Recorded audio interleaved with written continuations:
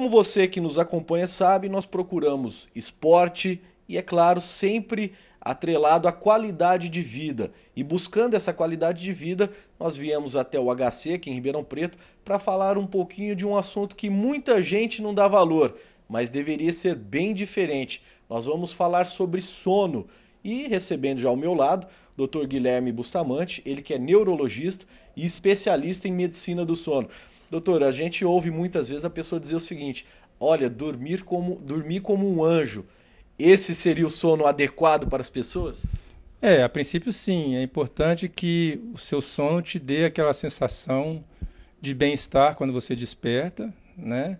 Um despertar que, a princípio, o ideal seria ser um despertar espontâneo e não um despertar por obrigação de ter um compromisso. E que você esteja alerta e bem disposto para todo o seu trabalho, toda a sua atividade diurna. Então, quando você normalmente, né, diz que dormir como um anjo, isso significa geralmente uma coisa boa em que a pessoa acorda bem disposta, acorda descansada, significando normalmente que o sono foi restaurador. Dá para a gente atrelar diretamente o sono à qualidade de vida do ser humano? Com certeza. Todo indivíduo que a gente nota que, principalmente de uma forma crônica, e não uma forma eventual, então uma forma que vai se estendendo ao longo de semanas, meses ou até anos, com distúrbio do sono, com sono de má qualidade, essa pessoa geralmente tem um prejuízo muito grande, não só da atividade dela, como eventualmente até da saúde. Então, são pessoas que têm riscos aumentados por uma série de doenças, caso você não trate, e também tem muito prejuízo da sua qualidade de vida. Tem gente que a gente percebe que fala: eu vou dormir mais, vou dormir muito, estou perdendo tempo, eu estou perdendo algumas coisas. Na verdade é ao contrário, doutor? Infelizmente o sono ele é necessário. Como a gente poderia dizer que eu não vou comer, isso também acontece na sociedade de hoje, o famoso fast food é assim, então a gente come rápido demais e não quer perder muito tempo dormindo. Mas a gente esquece que isso são funções nossas, do nosso organismo, biológicas, já de uma evolução aí de vários milhões de anos. Então, nós somos desenvolvidos um pouco para ter esse padrão e a gente deve aproveitar. Quando a gente vai muito de encontro à nossa natureza, a gente geralmente tem prejuízo. Por falar em natureza, nós seres humanos, a gente nasceu, foi criado para dormir durante a noite, durante o dia aproveitar até a luz? Normalmente sim. A maioria das pessoas realmente vai ter o principal período de sono durante o período noturno, né, que tem uma relação relativamente importante do nosso organismo com a luminosidade, com essa diferença entre o claro e escuro. Então, algumas pessoas realmente elas têm uma tendência às vezes a dormir bem mais tarde e a dormir um pouco mais durante a manhã, por exemplo, às vezes até um período quase já no início da tarde. Isso são condições assim mais raras, porque é minoria isso. Acaba sendo uma condição que, se a pessoa tiver a oportunidade de dormir, ela até pode ficar bem, mas, obviamente, como a nossa sociedade tem uma tendência a ter todas as suas atividades mais concentradas no dia, ela pode realmente ter um problema. Então, não é que ela esteja, vamos dizer assim, errada até em, às vezes, querer dormir mais tarde e acordar mais tarde. O problema é que, normalmente, a nossa atividade durante o período diurno é mais comum, né? Então, essa pessoa geralmente tem um problema porque ela não vai encontrar assim, muita oportunidade quando ela tenta dormir mais tarde no sono espontâneo dela e acordar mais tarde. Ela tem um problema geralmente, sim. A pessoa, de repente, ela não dorme tão bem à noite e vai procurar dormir um pouco mais durante o dia. É a mesma coisa ou não? Fica devendo? Para algumas pessoas, na verdade, para a maioria delas não. Para a maioria delas não, porque nós temos, vamos dizer assim, um ciclo de sono natural em que existe um período de sono mais leve, um período de sono mais pesado, né? E quando a gente interrompe esse ciclo, ou a gente tenta modificar o horário desse ciclo, a gente pode ter um prejuízo importante, né? Existem realmente algumas pessoas que naturalmente elas podem dormir mais tarde e acordar mais tarde, mas ela precisa então ter esse período de tempo pela manhã, por exemplo, liberado para ela fazer isso. Existem também pessoas que dormem muito cedo, tipo 8 horas da noite, 7 horas da noite, não conseguem estender muito o alerta delas depois desse horário, e vão acordar muito cedo também. Vão acordar às 4 da manhã, por exemplo, e estão bem nesse horário, né? Então, esse período de sono, ele pode ser um pouco diferente para algumas pessoas, mas a maioria realmente vai ter o período de sono mais relacionado a esse horário noturno, e quando o sol nasce, por exemplo, já começa um processo normalmente de despertar, e a maioria das pessoas, então, vai ter o alerta dela maior nesse período da manhã, e se a pessoa, às vezes, dorme muito tarde, ela vai poder ter um prejuízo, sim, da função dela durante o dia. É claro que vai variar de pessoa para pessoa, mas existe algo que mais ou menos pré-estabeleça uma quantidade de sono ideal para determinada fase da vida? O mais jovem precisa de mais ou menos, o idoso a gente percebe que costuma dormir um pouco menos e até naturalmente isso?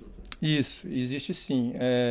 Durante toda a sua fase de vida, a necessidade de sono vai modificando até um pouco do horário, e realmente a criança ela tem uma tendência a dormir um pouco, por exemplo, mais durante o dia, né, alguns trechos curtos, isso aí vai diminuindo, e o adolescente tem uma tendência a dormir um pouco mais e também um pouquinho mais tarde, né?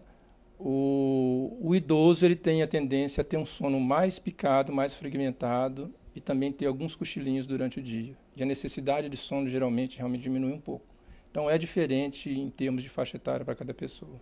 Doutor, a gente sabe que existem vários distúrbios relacionados ao sono. A pessoa que tem dúvida, não se sente bem, o ideal é procurar um especialista para tentar identificar e solucionar o problema. Isso.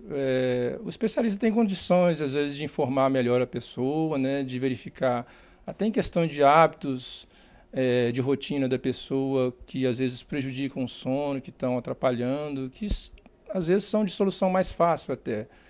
Ao mesmo tempo, existem realmente algumas doenças que essas não vão depender do que a pessoa vai ter como hábito do dia a dia e que precisam realmente ser tratadas, porque algumas delas levam a um risco importante até da saúde, que é o caso que a gente estava conversando de apneia do sono ou outras doenças. Pode-se dizer que talvez um dos principais ou o principal distúrbio aí do sono seja a forma que a gente vive hoje em dia, doutora?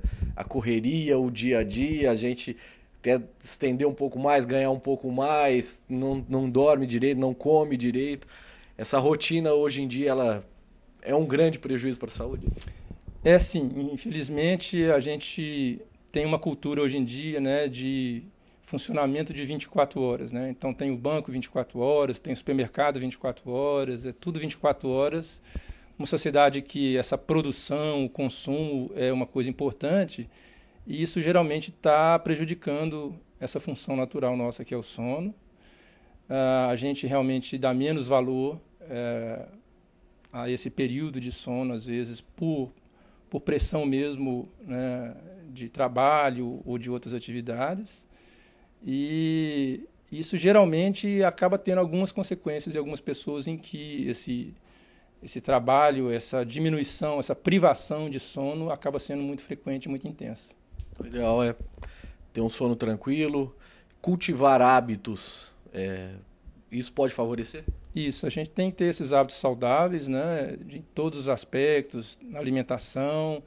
E no sono a gente deve respeitar, mais ou menos, escutar um pouquinho que o nosso organismo está, às vezes, querendo, né, nos falar. Então, por exemplo, à noite, quando a gente, às vezes, percebe que está com um pouco de sono já, começa a bocejar um pouquinho, aquele cansaço, muita gente, às vezes, quer estender esse horário de sono e não, em vez de já ir para a cama e tentar já aproveitar desse sono natural, ela ainda vai estendendo o horário de sono, prejudicando o sono dela. Ao mesmo tempo, por pressão, como eu disse, às vezes, né, da sociedade atual, você acaba tendo que ter um despertar antecipado do que seria o seu despertar natural, né? Infelizmente, até hoje em dia, na escola isso é um prejuízo, porque as escolas que iniciam um período, né, de aulas muito cedo, elas, às vezes, obrigam tanto a família quanto uma criança pequena, por exemplo, a acordar tipo 6 horas da manhã, para chegar na escola um horário de 7 horas. Isso, às vezes, não é bom.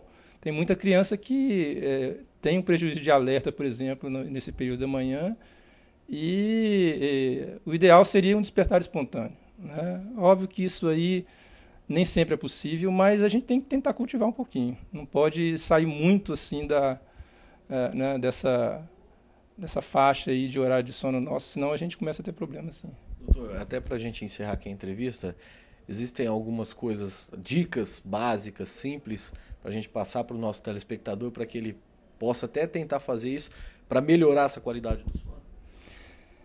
Sim, a gente chama isso de higiene do sono, a gente criar circunstâncias e hábitos, vamos dizer assim, que favorecem ao sono, né? Então, em termos da gente criar um ambiente onde a gente vai dormir confortável, né? Isso em termos de barulho, em termos de luminosidade, em termos até de temperatura, é importante.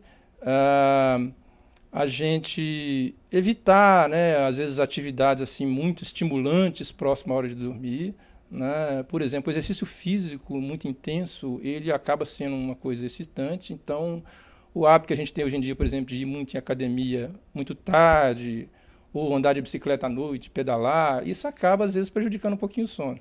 É claro que isso é bom em outros aspectos. O exercício físico é importante, mas tem que sincronizar um pouquinho com o horário mais do nosso sono para que isso seja uma coisa que não atrapalhe o sono da gente também.